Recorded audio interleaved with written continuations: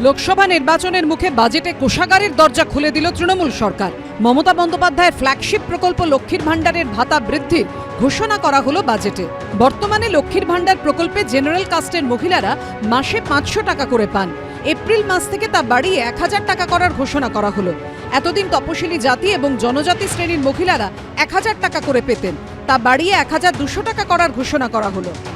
আমাদের যেটা দাবি ছিল সেটা মনে রাখবেন যে কেন্দ্রীয় সরকার যেন পরিবার পিছু 7,500 টাকা করে যাদের ট্যাক্স আওতায় যারা নেই এবং রাজ্য সরকার 2000 টাকা করে তাদের সাপোর্ট দিক।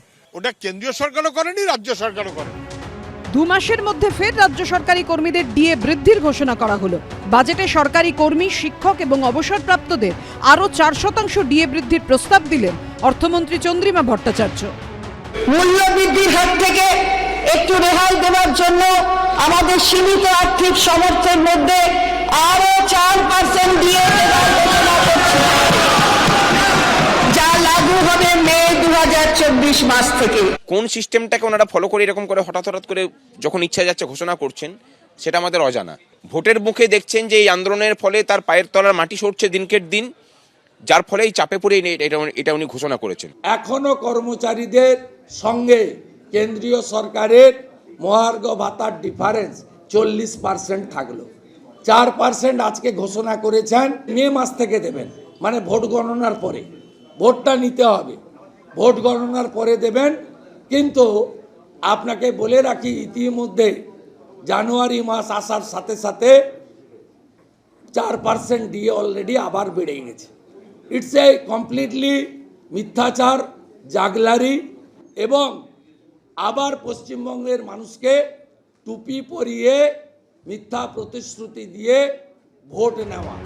Civic volunteer, green police, village পুলিশদের বেতন বাড়ানোর প্রস্তাবও দেওয়া হয়েছে বাজেটে। এতদিন সিভিক ভলেন্টিয়ার এবং গ্রিন পুলিশরা পেতেন 8,999 টাকা, এবার পাবেন 9,999 টাকা। ভিলেজ পুলিশরা একদিন পেতেন 10,500 টাকা।